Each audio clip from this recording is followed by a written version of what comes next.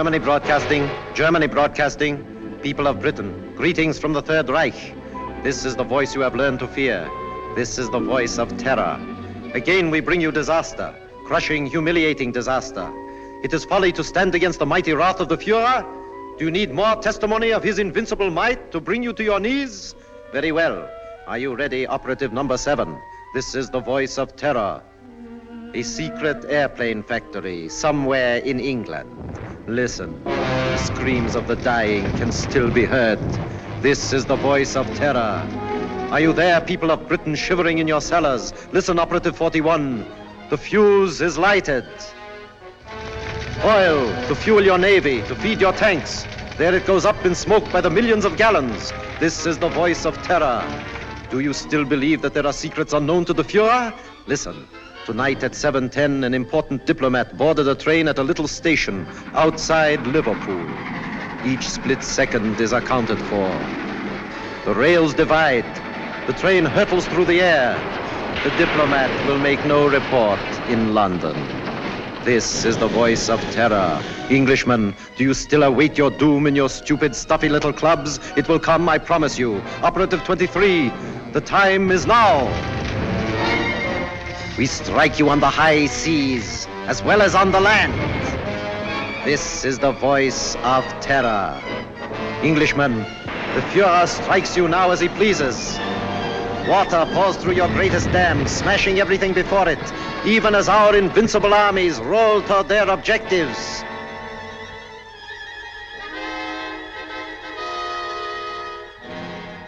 Despite the effective work done by the Intelligence Inner Council, jailing fifth columnists and saboteurs, despite their efficiency in coordinating military strategy based on information of enemy movements, they seem unable to cope with the voice of terror. Already 6 military catastrophes have occurred. The unmitigated nerve of the press. Now they're attacking us. At last the fellow to kingdom come. If only we could keep this insidious stuff off the air. I'm not sure that I agree with you. What purpose would that serve? Well, the people wouldn't have to listen to it. I've been talking to Crosby, the radio technician. If we want him jammed off the air, Crosby can do it. I've been working along other lines. I've asked Mr. Sherlock Holmes to come here. What? Sherlock Holmes? This isn't a case for a private detective, it's a matter of state. In this emergency, we should take advantage of everyone's peculiar gifts. Mr. Holmes is the most subtle and extraordinary private investigator of our time. Are you intimating that the Army and Navy intelligence plus Scotland Yard are not equal to the occasion, Sir Evan? I'm sure they're equal to any occasion. They've done a marvelous job of lining up fifth columnists, saboteurs, and keeping us informed of the enemy's movements. But the voice of terror seems to have them stumped. Sherlock Holmes may have a new approach that will solve the problem. What's happened inside these walls has always been secret. We don't want any outsiders here. I'm positively and irrevocably opposed to calling in Sherlock Holmes. Perhaps you'll change your mind. I see nothing whatever to make me do so. Prentice is right.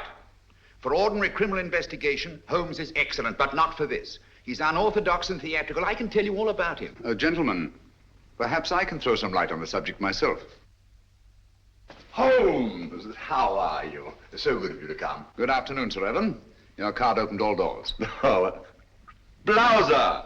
Oh, you've put on a little weight since you left school. You don't look any younger yourself, Dimples. How are you? Fine. Come in, won't you? You know these gentlemen? I think so. How do you do? I haven't had that pleasure. May I introduce my friend and associate, Dr. Watson? How do you do? I'm afraid I've arrived at an embarrassing moment. Not at all. This gentleman here, Admiral Sir John Prentice.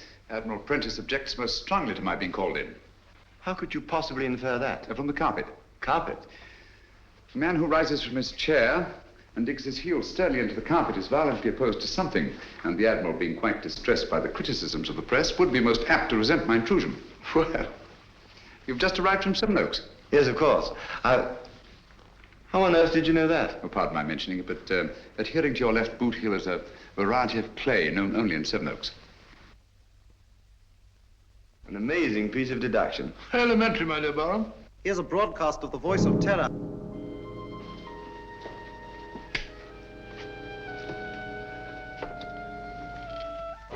Greetings from the Third Reich. Are you listening, stout fellows across the channel?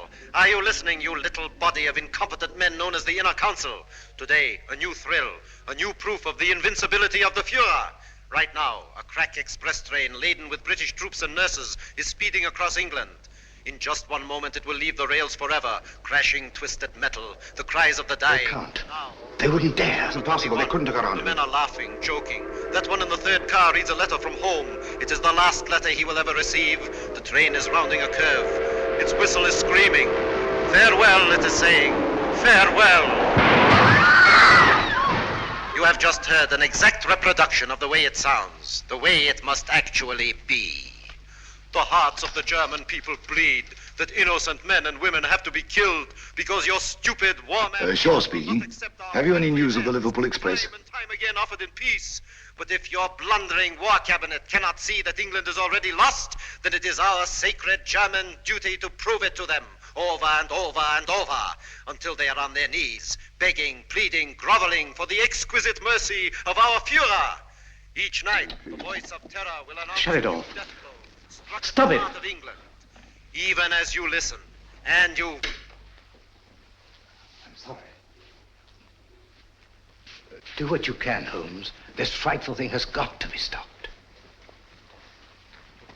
His son was on that train. How did they find out about the truce? It was an absolute secret. Gentlemen, something must be done about this thing at once. Yes. First of all, then, the voice must not be blocked off the air. But he's a menace. All over the Empire, this horrible news is broadcast, blown up out of all proportions. The world is beginning to believe it. Even our allies are counting England out. People are frightened, panicky. The British people are not so easily panicked. It's dangerous, I tell you, to let this thing go on. Dangerous, yes, Captain Shaw. But we must continue to listen. What for? So that we can keep on guessing who it is? His identity is not important. The important thing is the purpose behind this campaign of terror. Purpose, indeed. Isn't it enough that our most secret plans are known? Our ships are being destroyed, our trains wrecked? I'm convinced that these disasters are only a prelude, a smokescreen, to cover up a more diabolic plan. And I intend to find out what that plan is. This council and Scotland Yard will give you all the aid you require. Thank you. Gentlemen, my connection with this case must remain absolutely secret. You understand that, of course. Why, certainly. You will let the council know at all times just what you're doing. I shall give you such information as I think wise to disclose in the interests of safety, both the public's and your own. The Inner Council has never shared its secrets with anyone. I demand that you keep us informed of your activities and progress. Come along, Watson. Mr. Holmes, I want to apologize for your rather lukewarm reception here. Well, thank you, Sir Evan. I'm used to the chilly atmosphere of high places. And of course, you recognize the importance of time. Quite. And results. Mr. Lloyd, I'm quite sure that Mr. Holmes can be trusted not to fail. He never has, you know. Thank you, Watson. The word is seldom. Goodbye, Sir Evan. Goodbye, sir. Goodbye, Barham. Goodbye, Watson. Shall we walk for a bit or take a taxi? I'm afraid we have no choice. Huh? You know, Watson, I have a feeling that when we go out of that door, a girl will be A waiting. girl? What do you mean? A young lady whom neither of us has ever seen before will come forward to greet us. Holmes, now you're pulling my leg again.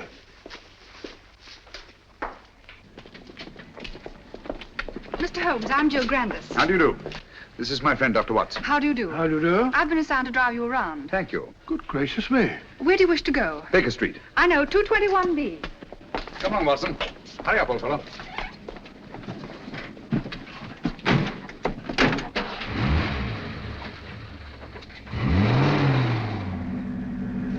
Holmes, the girl waiting.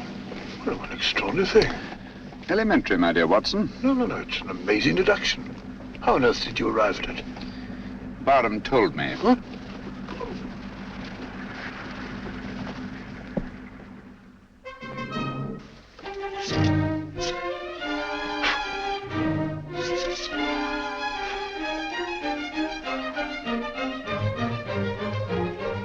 Oh, don't you worry, Mrs. Hudson. Just giving her a bit of a clean. Now we're on a case again. The joints are a bit rusty, like mine, you know. Is he back in a case again? Case? The greatest case of our career. Oh, mercy, it always is.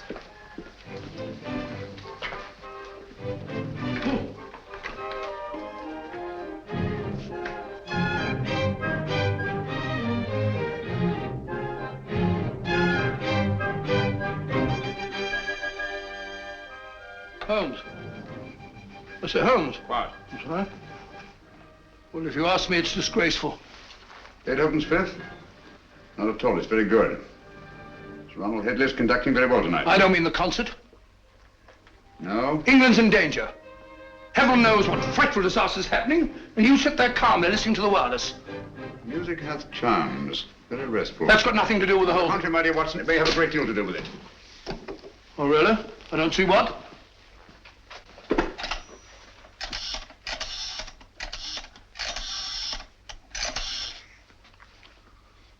BBC Request Station, this is Sherlock Holmes. I understand you play recordings. Would you mind playing Beethoven's Fifth, conducted by Sir Ronald Headley? Thank you very much. But you just heard it. I like it. Oh?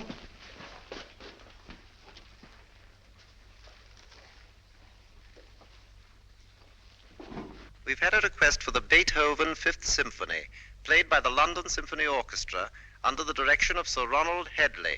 This is a transcription.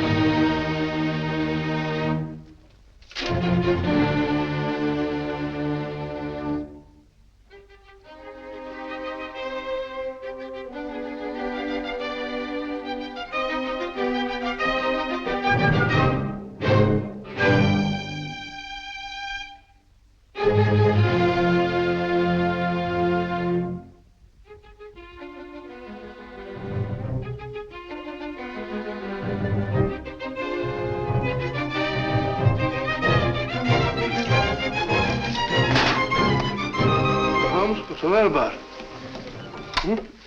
Mr. Holmes, I don't... Shh.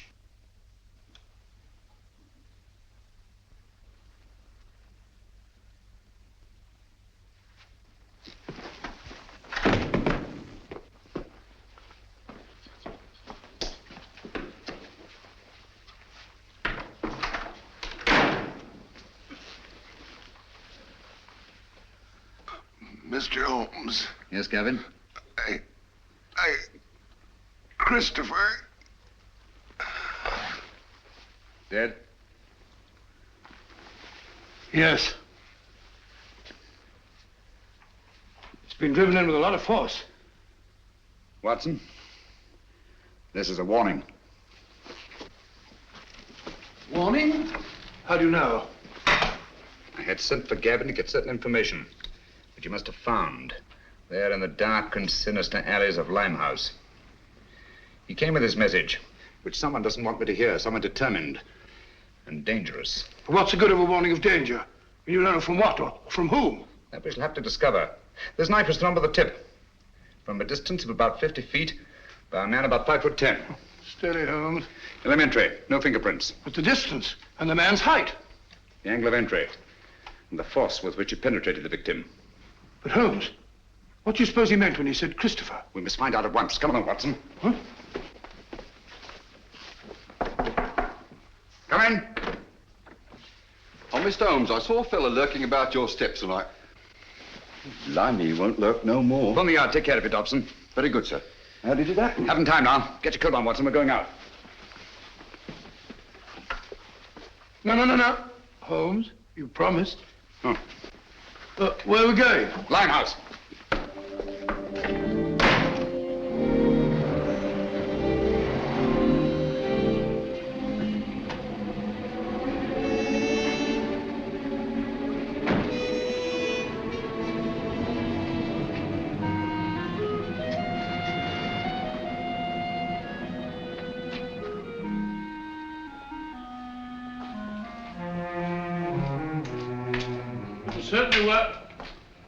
Certainly wise of you to let Miss Grandis go. This is no place for the girl or anyone else. Yet there seem to be people about.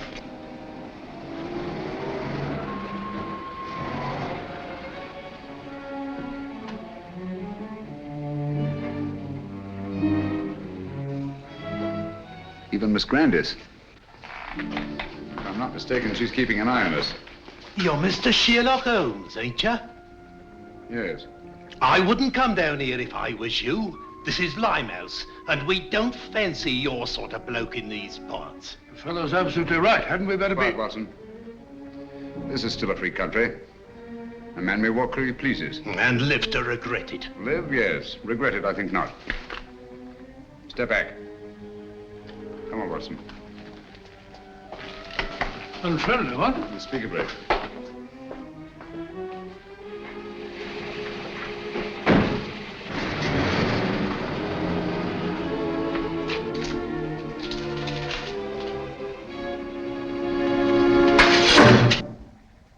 What was that, Holmes? It's all right, quiet. I can't see a thing. Luckily for us, neither can they.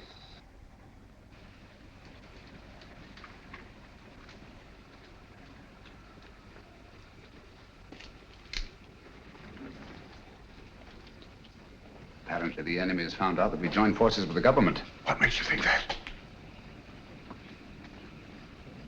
This knife, like the knife which killed Gavin, was thrown by a former habitué of the docks of Hamburg. It's a German knife. The knife throwers of Hamburg are extremely expert. Mr. Holmes, can't we come back in the daytime? Certainly not. I don't think we're safe. No one in the world is safe now, Watson. Least of all us.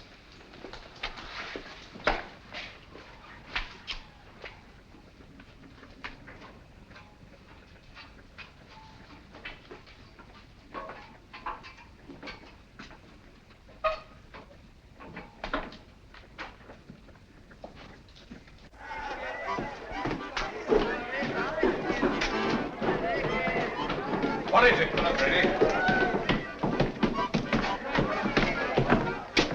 Don't tell me that you don't recognize me. Mr. Sherlock Holmes. I got a especially ugly lot here I'll tonight. take my chances. I can't keep you up, Mr. Holmes, but...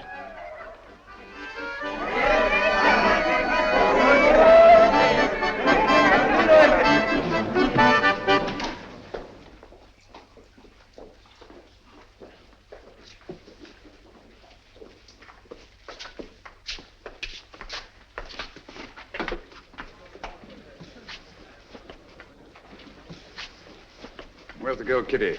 Gavin's sweetheart. His wife. Can you get her? It's urgent. Try. Holmes, I don't think I like this place much.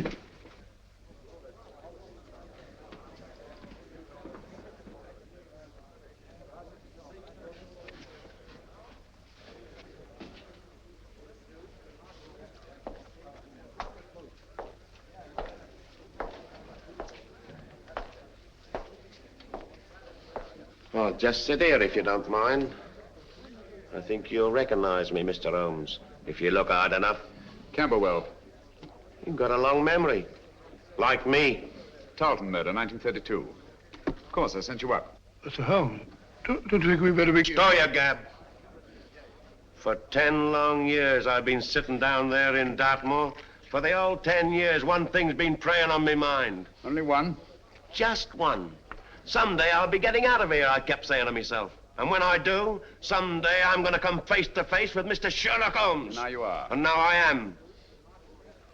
Just who was it told you it was me who slit the throat of that swine Tarleton? I want an answer. You told me. Me? On the windowsill, you left 4 infinitesimal pieces of ash from a particularly revolting kind of tobacco that you were known to use. The knife blade was sharpened by a left-handed man. You signed your name to the crime. So that's what? Exactly. Very careless. Careless. It's criminal, I calls it. I ought to be shot. Perhaps someday you will be. You can put your revolver away now, Watson. Well, Holmes, you never know.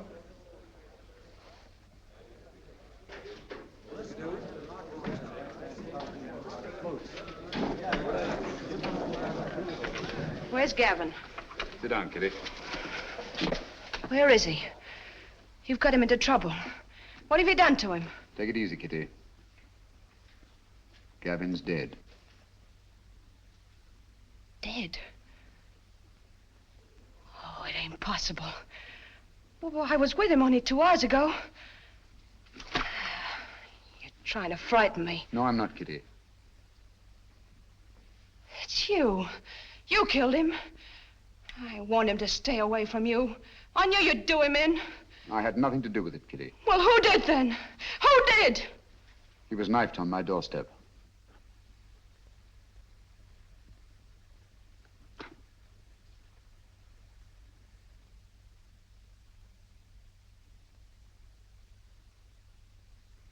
I'm sorry. I'm deeply in his debt. Before he died, he said one word. Christopher.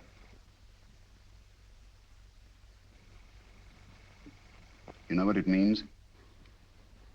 I've got to know. What's that to me? You want to avenge Gavin's death, don't you? I don't want nothing to do with it. No, with you. I never had any dealings with the police, and I won't start now. I'm not asking this for myself. Our country, England, is at stake. Gavin was killed not by his own enemies, nor even mine, but by the enemies of England. So that's it. Yes, Kitty. The Nazis killed him. Help me to find out what Christopher means, and I promise the man who murdered Gavin shall pay for it. Think, Kitty. The cutthroats of the world menace us all. You can help stop this savagery. Yes, you, Kitty. It would take the police weeks, months perhaps, to find out a certain piece of information we must have. That's not so with you and your friends. You know every nook and corner of London. Get them to help us. We need their help. Your friends will become an army. Do you understand? Secret, invisible, and mighty. And you will be at their head, Kitty. You will be their leader.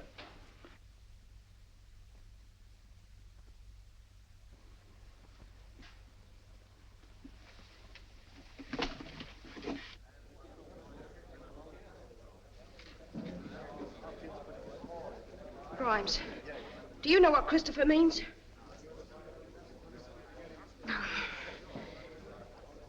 Dugan, do you know? Dugan, listen to me. I ain't got no time to listen to you, girlie. But you gotta listen. Someone killed Gavin. I don't know who, but you gotta help me find out.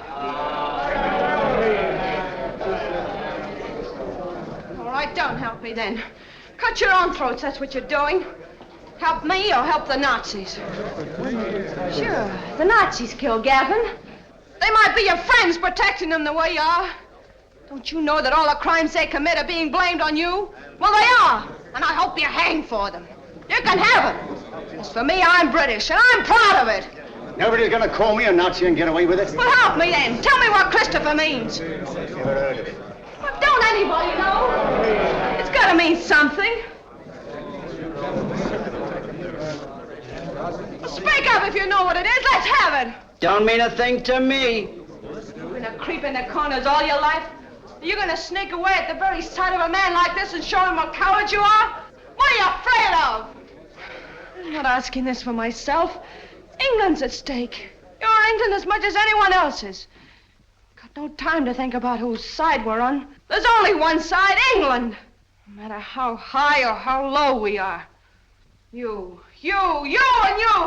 We're all on the same team. We've all got the same goal. Victory! What do you want to know? Spread out all over London. But find out what Christopher means. We'll find out. No fear about that. Thank you, Peavy. Well done, my dear. Shaw speaking. Yes, Miss Grandis. That checks with my report. No, Miss Grandis. Sir Evan hasn't arrived yet. Yes, thank you. Miss Grandis reports that Holmes spent some time at the Air Ministry today. That checks with my information. Last night a murder and a session in Limehouse. I wonder what the fellow... He's here now. I don't think I need to report on my activities, gentlemen. You must be fairly well informed. We have our methods, Holmes. It only remains for you to show what's been accomplished. All in good time, Mr. Lloyd. Good evening, gentlemen. Good evening, Sir Evan. What's the matter? You look pale. Oh, it's nothing. Barham, your hand. Let's have a look at it, Barham. Oh, it's really nothing. Just an accident. What sort of an accident? Some fella took a shot at me, just as I was leaving the house. Took a shot at you? It's only a scratch. Ugly thing to happen. Have you any idea who it was? No, I haven't. He popped up out of the bushes, just as I was getting into my car. Fired once, then disappeared. What do you make of it, Watson? Bullet wound. Congratulations. This is a matter for the police. Oh, no, please. I can never identify him. Let's forget it. Captain Shaw.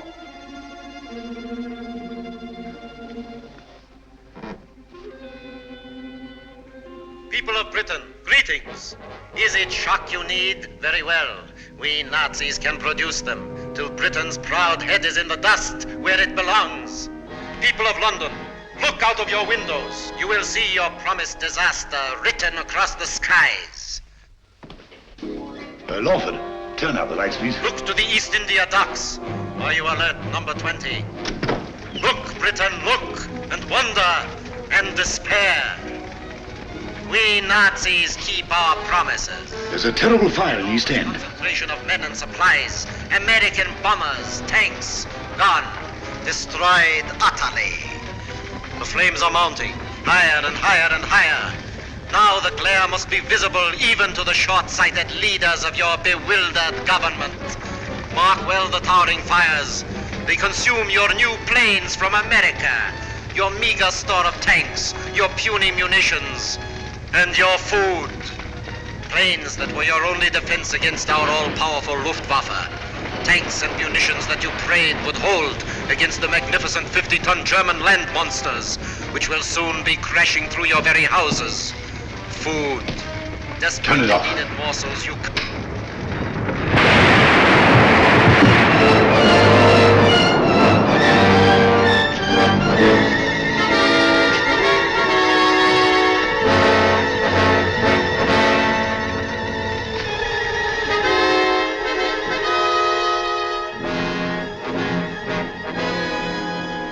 Gentlemen, this is really a terrible setback. How do they find out our secrets? It's horrible, the way it's timed, the precision of it.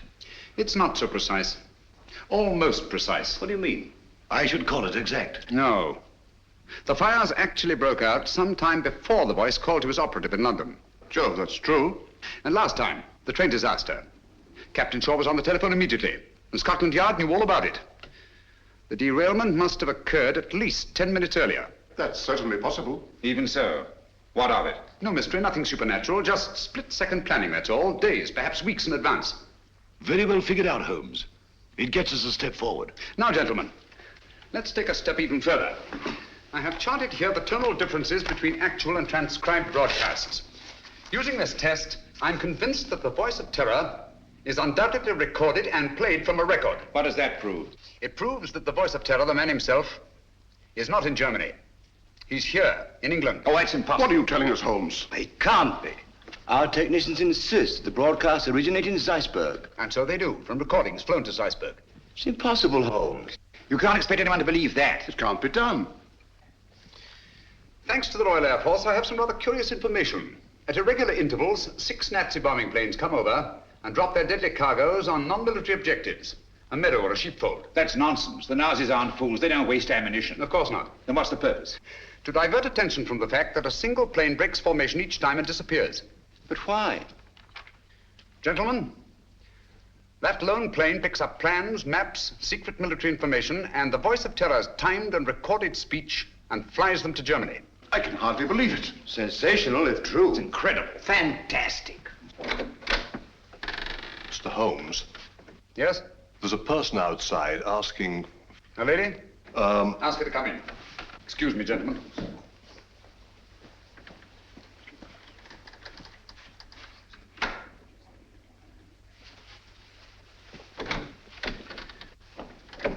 Gentlemen, I must leave at once. Where are you going? That must remain a secret, even from this council. I object to this, Mr. Holmes. You're here against my wishes. Since you are here, I demand to know what's being done. As I've already told you, Mr. Lloyd, I shall report to this council at the proper time. And so, gentlemen, until we meet again, as I hope we will, take no unnecessary risks. We're all in grave danger. Come along, Watson. Coming.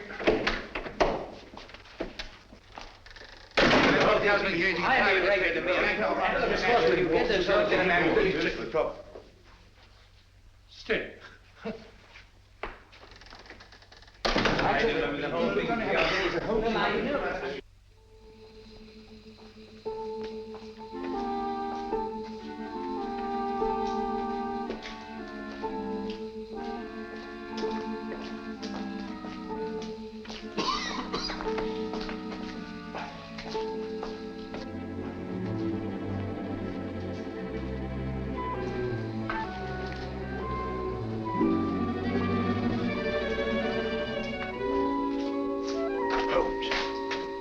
We're being followed. Yes, I know. It's Lloyd. Lloyd, how do you know? He's so obvious about it.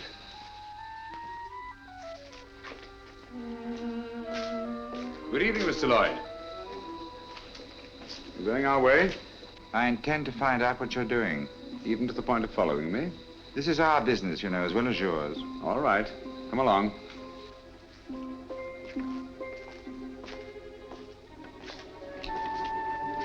This is the place.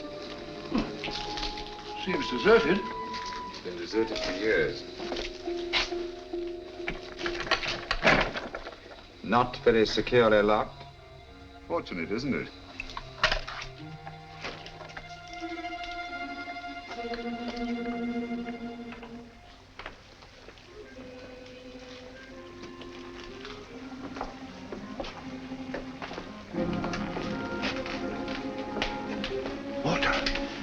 River. This is part of the old Christopher docks. Never heard of them? Christopher? I say, Holmes, isn't that the word that Gavin... Watson. Oh, sorry. They're almost forgotten. They were built before Victoria.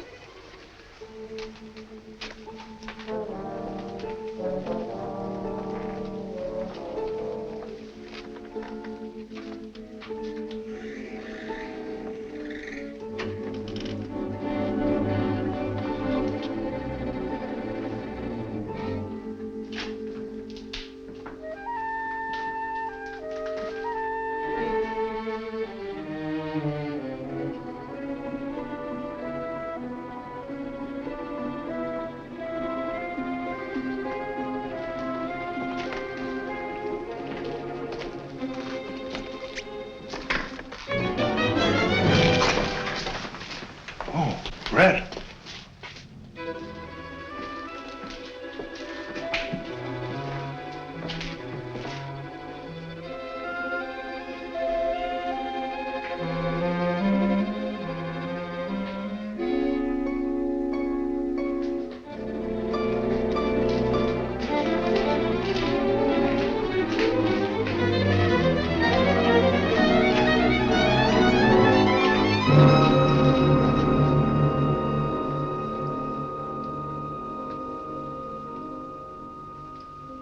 Good evening, gentlemen. I knew your curiosity would be your undoing, Mr. Holmes. You were expecting me then? Yes. I had hoped that the entire council might have come. It would have been a pleasure to deal with all of them, quietly and effectively.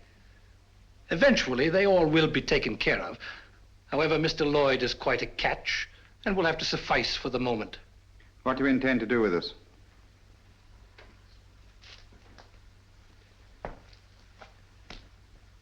Were it not that time is so pressing, we might first put you on trial. On trial for what? Crimes against the Third Reich.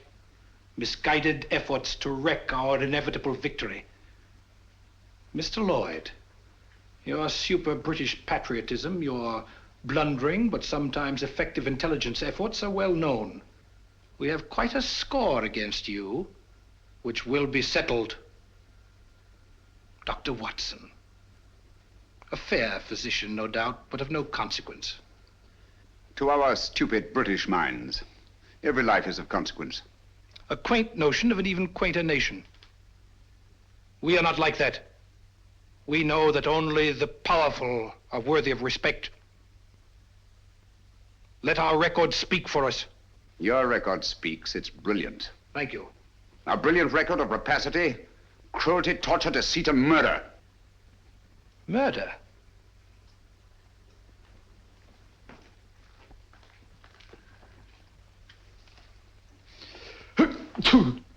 Gesundheit. Thank you. Cold? It is a little chilly in here. I'm sorry you're uncomfortable. My discomfort is of no consequence. Your false courage is not impressive, Mr. Holmes. Of course you realize that you and your friends are going to die?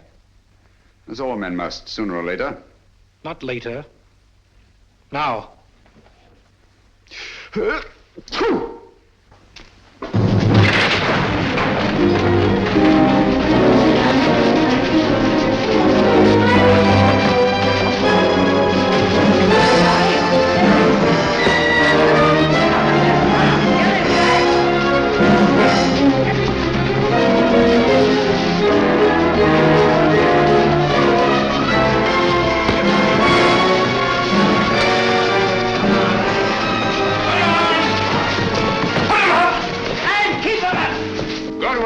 It's a pleasure, sir. All right, then. Line him up there against the wall. Come on, get back again. Come on, get back.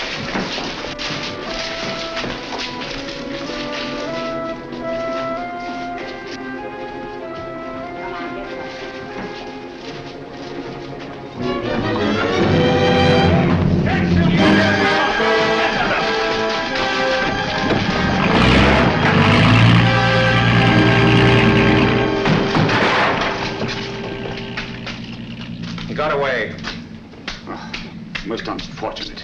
I blame myself severely. I should think you might, Holmes. If you hadn't been so stupidly mysterious, allowed Scotland Yard to give you adequate protection, the man would never have escaped. No, he never would. Most regrettable. Gesundheit.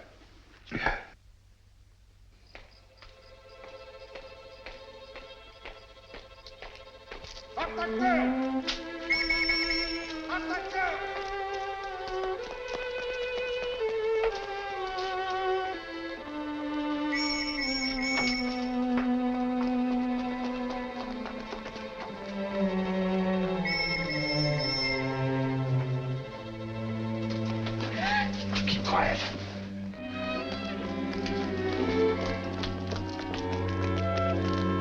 Hands off, you fool! Do you want to bring the whole force in here?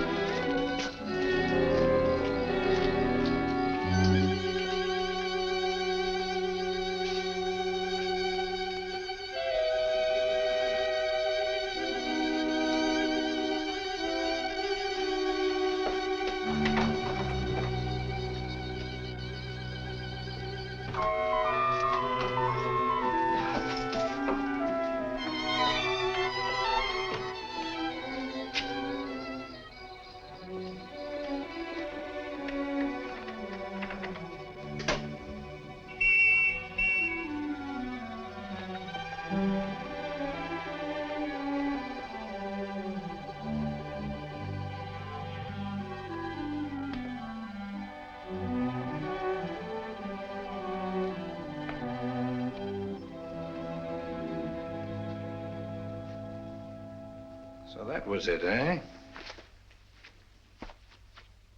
Quite a haul. It's mine.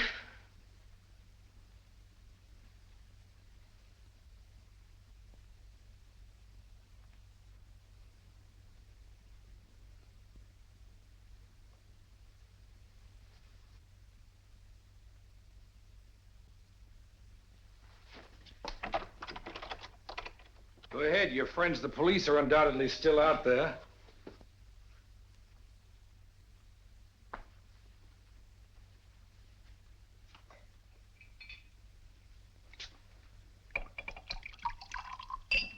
There isn't a better hideout in all London.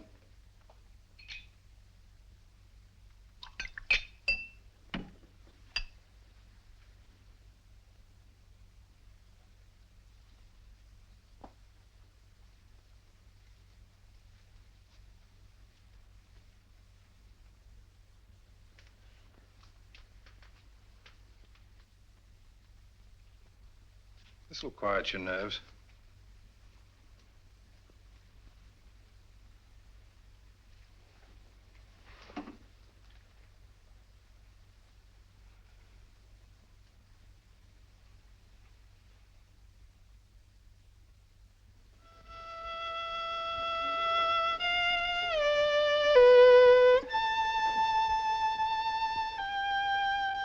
The tea's got cold again. You've been playing that thing all the afternoon? Fiddling while Rome burns. Hello, what's this? General J. Lawford, KCB DSO, and Captain Roland Shaw, MC, who today narrowly escaped being struck by a falling wall in a bombed area. Lawford and Shaw by a falling... Holmes, you don't think that... It was not an accident. Good heavens. Holmes, that sinister-looking fellow, what's his name? Meade. If only he hadn't got away. Yes, difficult as it was, I managed to let him escape. You let him escape? But great Scott, man! He was about to kill us. He may even yet. I don't understand you, Holmes. It's my theory that this chap Meade is the arch criminal, that he's behind the whole thing. You're absolutely right, Watson. Except for one thing. Oh, I'm wrong. Have you observed that a highly secret military plan is thwarted by each of these disasters? Yes, I have. Now that you mention it. Watson, there's a leak. A leak? You mean in the council? But Holmes, that's impossible. Anything is possible until proved otherwise. Let's see who are in the council. It's Lawford and Shaw. They're above suspicion. Their record proves that. Anyhow, they were attacked. Unsuccessfully. There's Prentice. Would he kill his own son? Doesn't seem likely. And yet the boy is dead. Barham, of course, brought you into the case. So it's quite obvious that he wants it solved. Most patriotic of Sir Barham. Yes, he's a great fellow. Paid wing 3/4 for the school my last term, so I can vouch for him. Besides, he was attacked too, shot at. So I gather. How about Lloyd? No, it can't be him. Meade was going to kill him as well as us. By the way, he's a brave fellow, Lloyd. Did you notice that he didn't turn a hair? Very composed. Come in. Mr. Holmes? Yes, Kitty? I think now we'll be able to get some information from Mr. Meade. Your plan worked like a charm. I knew you could do it. Oh, it's not so hard once your mind's made up. And mine is. You'll be careful. She better be. She's mixed up with that fella. Oh, I'll be careful, all right. But I'm going through with this. Good girl. I heard him talking on the phone today. Yes? He said, I'll take care of that little Seven Oaks matter at 11 tonight. Seven Oaks? Isn't that where... Barham has a country place. Watson, there's not a moment to lose. If I find out that Meade did kill Gavin, I'll... If so, he'll be punished. I warned you no one was safe with that fellow at large. Now he's after Barham. Yes, I only hope we're in time. Come along, Kitty. I'll get you a taxi. Thank you, Mr. Holmes.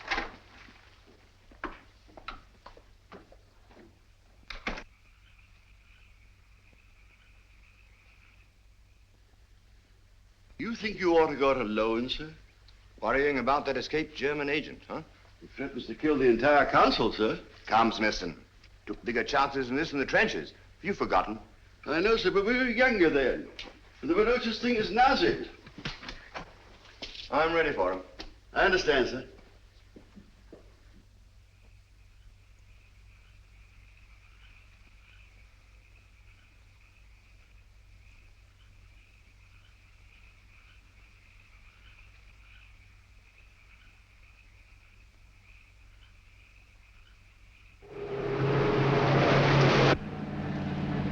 You've driven Sir Evan down here before, of course, Miss Grandis. Quite often. He comes down whenever he can. He's a local air raid warden, you know. Likes to get away from the excitement occasionally, eh? Yes. It's so very quiet here. Quiet and remote. away from everyone.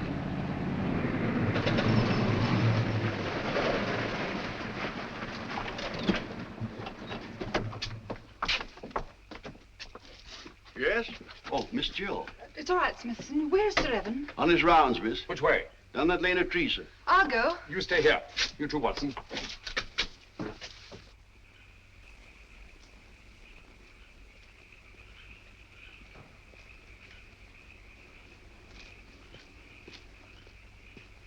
Hello there, Barham.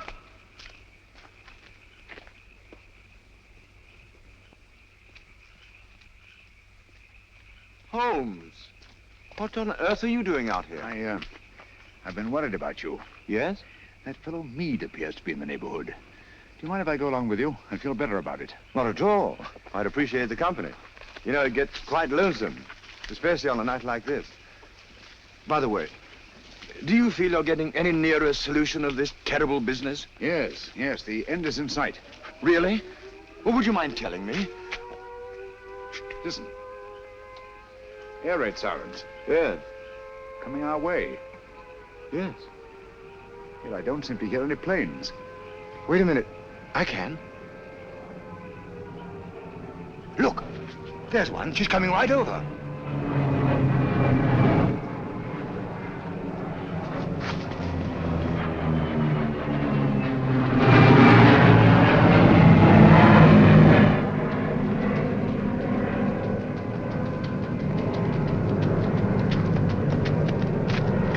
There she is.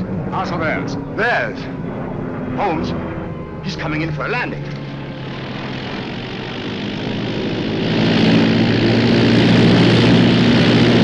The swine. That's the pickup plane. The voice must be here, close by. And then we've got him. Barham! Be careful!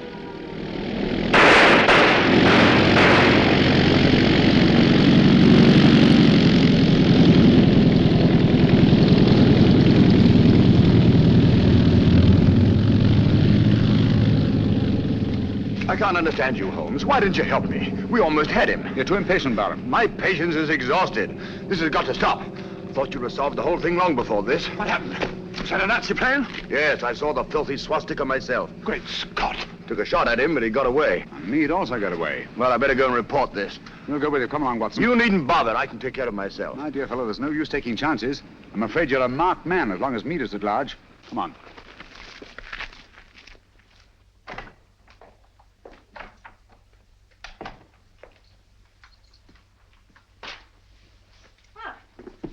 You're a fine one, leaving me alone half the night. Do you think I like it? I want to go out and have some fun. Don't bother me. Said you were going to let me work with you. Someday you'll come back and I won't be here. Where would you go? What's my business? Maybe you'll be waiting here next time and I won't come back. Don't talk like that. I'm sorry, Kitty. You seem sort of different lately. Anything the matter? Maybe the next time you see me, I'll be in a position of authority, of power. No longer hiding in the dark. Giving the orders, not taking them. What do you say to that? You're drunk. Drunk? Yes. When I was a boy, I dreamed a dream.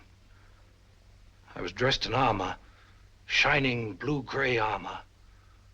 I rode on a horse through the streets where the people cheered, hailing me. I rode over the bodies of underlings, prostrated before me. Their blood ran out along the gutters like a river.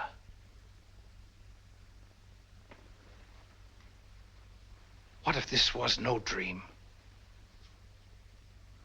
What if it was prophecy? What if all this comes to pass? Well, something must have happened to you. Yes, Kitty. Something that you're going to share with me. Get your coat. Hurry.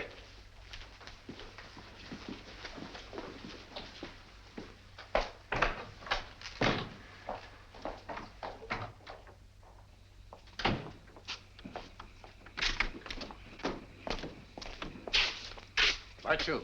Got plenty of petrol? Enough. Start driving.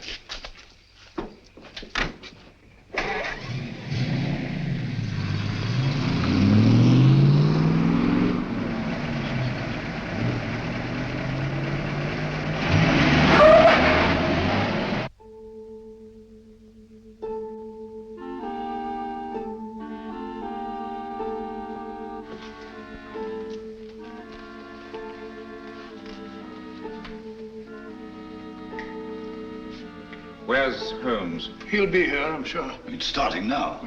Here he is. You're almost late. I had to go to Downing Street.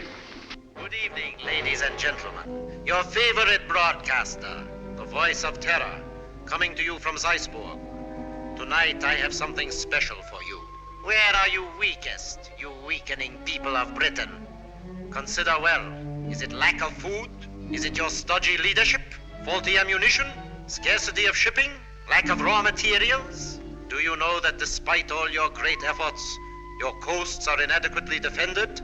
Especially one coast. And there we shall strike. Swiftly, terribly. Tomorrow at sunrise.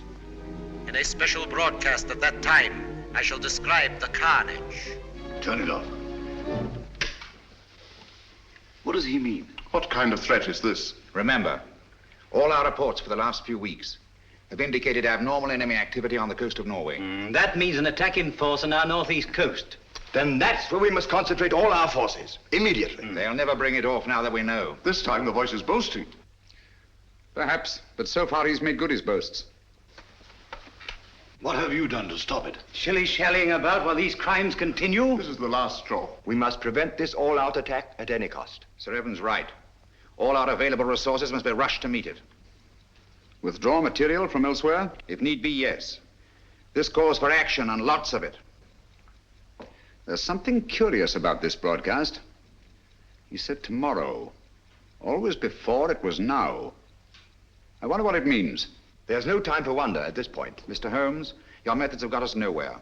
The situation demanded action and got none. Mr. Lloyd, I think I know when action should be taken. Nevertheless, we take charge now. This is a crisis you can't hope to deal with. A man to see you, Mr. Holmes. Bring him in. Yes, sir. Mr. Holmes, sir. Last night I trailed Kitty and that fellow Mead. Yes? They went to a place near a bomb village on the coast, sir. North? No, sir, south. South? Why didn't you come sooner? Motor trouble, sir. Just got back. All right, it can't be helped. Stand by until we need you. What? So, it's on the southern coast the drama's to be played. The fox is out of his hole at last. Meade has led us to the voice of terror. Gentlemen, we must set out at once. Are you mad? What sort of a wild goose chase are you suggesting? It's ridiculous. It's time to put a stop to this. Barham speaking. Yes, of course. We've been ordered to accompany Mr. Holmes.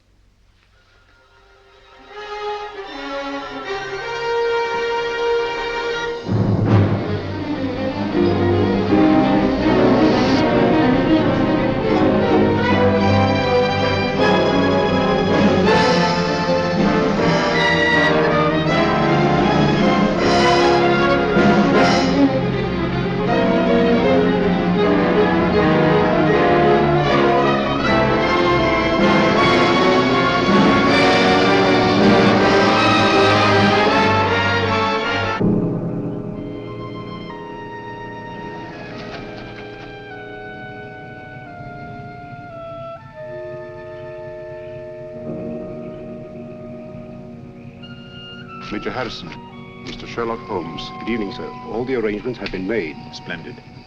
And that church up there? Yes, sir. All right. Let's go, gentlemen.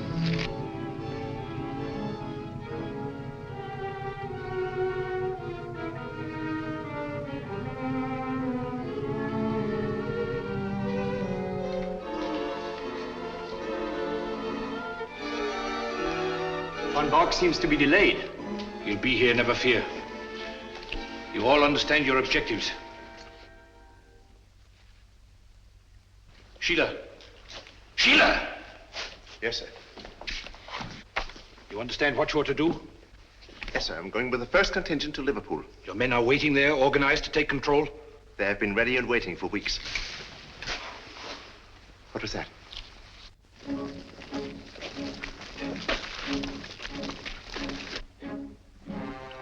When the world is changing, it is natural to be on edge. Merely owls or perhaps wood rats. No, it sounded like... Sheila.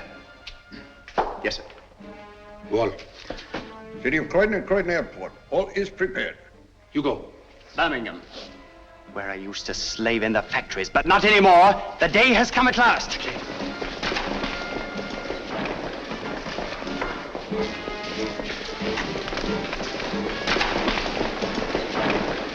Line them up over there.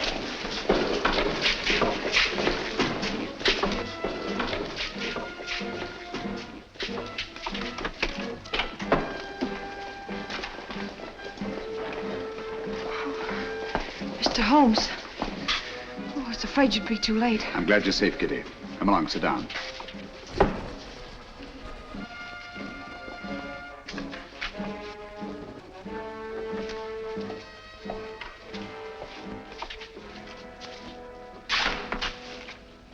Gentlemen, when Mr. Meade and I last met, he wished he could put us on trial. Mr. Lloyd, Dr. Watson, and myself. Now, Meade, you are on trial. First, let me tell you why you have met here. The vague but canny threat against our northeastern coast was a blind. Your group was congregated here to receive an invasion army proceeding across the channel. What? Invasion? All those men rushed for defense of the north? I can't believe it. This sounds impossible. Sit down for a moment. It seems absurd of me. At the head of this mighty force, the picked and chosen, the faithful were to proceed to various centers of our country and take up positions of authority. And we shall, do you understand that? Unfortunately for you, that is not to be. We're held, yes. But the invasion will proceed without us. What else is there doing nothing? Why are we helpless here? Please be patient. You called me in on this case to identify and to silence the voice of terror and to circumvent the unknown plan behind it. That undertaking is still in progress. But we are rapidly drawing to a conclusion. Gentlemen, the voice of terror is here with you in this church. What? Are you referring to Meade? Why, who is it? Meade was my one sure connection with the voice of terror. At the warehouse, I allowed him to escape and assigned Kitty here to trail him. When I learned through Kitty's abduction that Meade had come down here to meet with a group of men, I asked myself why. Why a deserted fishing village on the Channel when Scotland was to be the next scene of disaster? And why was it necessary to withdraw great stores of ordnance and material for the protection of Scotland? It was a ruse, gentlemen, to leave this coast unprotected. A ruse devised by the voice of terror. I knew quite early, of course, that the voice was a member of your august body. You dare to insinuate that one of us? If this is meant to be humor, it's very ill-timed. German agents knew I was on the case the very night I was called in. How did they know this secret? One of your counsel informed them. There were attempts made on the lives of all of us. But the attempt made on the life of one of your members was entirely unsubstantiated, resting on his word alone. One member whom I went to the country ostensibly to protect, actually to surprise. This member fired on the Nazi pickup plane, not in rage as he pretended, but to warn and frighten it away. That was very clever of you, Sir Evan. Sir Evan? I can't believe it. Sir Evan couldn't be implicated in a thing like this. What's Sir Evan got to say? Let me congratulate you, Mr. Holmes. You admit this outrageous accusation? There's been treason before, but this is beyond belief. Treason is not involved. Sir Evan Barham is not Sir Evan Barham. What are you talking about? In March 1918, Lieutenant Evan Barham was a prisoner in a German prison camp. There, his amazing resemblance to a certain Heinrich von Bock, a brilliant young member of the German Secret Service, sealed young Barham's fate. One morning, he was taken out and shot, murdered in cold blood. Then this man is Heinrich von Bock, who has been masquerading in Barham's place for the past 24 years. You see, gentlemen, the Germans plan well in advance. It's incredible. How could a thing like this happen? Barham had no immediate family. The details of his private life were avidly studied by von Bock, who was 3 years at Oxford and had a perfect knowledge of the English language and English habits. So, with possibly the help of a little plastic surgery, Not forgetting the considerable resemblance to Barham in the first place, the deception was carried through. Very clever, Mr. Holmes. I must say, Holmes, this is positively amazing. What made you first suspect Barham? The real Sir Van Barham carried a scar from childhood. This one is about 20 years old. A detail, but significant. I can't believe it. It was Barham who insisted on your being brought into the case. A colossal piece of egocentric conceit. One to match your own, Mr. Sherlock Holmes. Of course I brought you into the case. To see your weak and silly handling, to watch you fumble and lose it. Are you too stupid to realize that this group is but a small part of our organization? We have men stationed all over England, ready to take command. They never will. They were all taken exactly at dawn, just as you were. So now we are trapped, huh? No, gentlemen. It is you who are trapped. Listen. Even now our Messerschmitts are roaring overhead, the vanguard of the invasion. Why are they not routed? Where are our boasted anti-aircraft guns? They are silent. Our little ruse was entirely successful. The coast has been stripped of its defenses. Preserve your vaunted British vanity as best you may in this your hour of most humiliating defeat. You have not captured us, my friend. We have annihilated you. Do you really think us so blind that we would strip this coast of defenses because of a voice on a phonograph record? The Council was deliberately misinformed about moving the defense forces. You are trying to save your face. Look, if you think I'm lying. Those are not Messerschmitts. They're Spitfires and Hurricanes. Returning from blasting your invasion forces, destroying men and barges by the thousand. Look further, Van Bork. Look below. Commandos, tanks, slipping away now that your invasion force has been destroyed to bring ruin and terror to your people.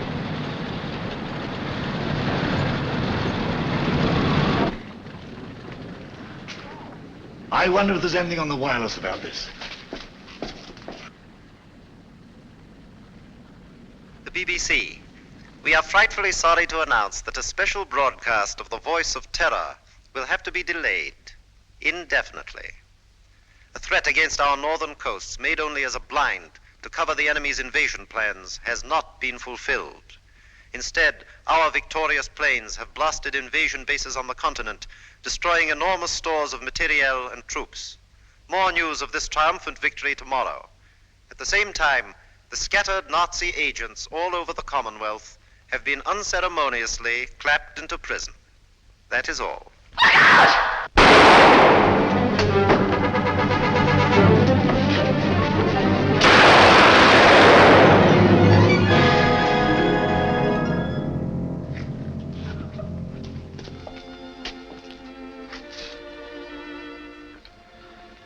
This girl merits our deepest gratitude. Our country is honored in having had such loyalty and devotion. We'll remember. Holmes, I don't know how we'll ever thank you. Don't try, it isn't necessary. I'll be with you in a minute, Holmes. I'll just see that she's taken care of.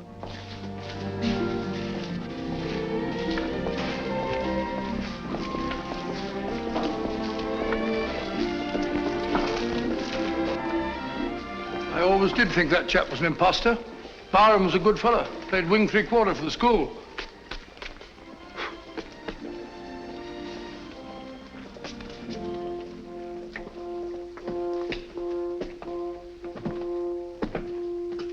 What a lovely morning, Holmes.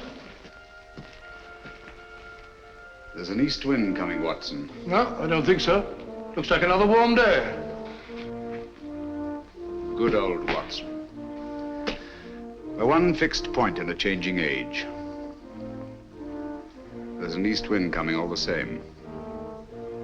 Such a wind has never blew on England yet. It will be cold and bitter, Watson. And a good many of us may wither before its blast. But it's God's own wind nonetheless. And a greener, better, stronger land will lie in the sunshine when the storm is cleared.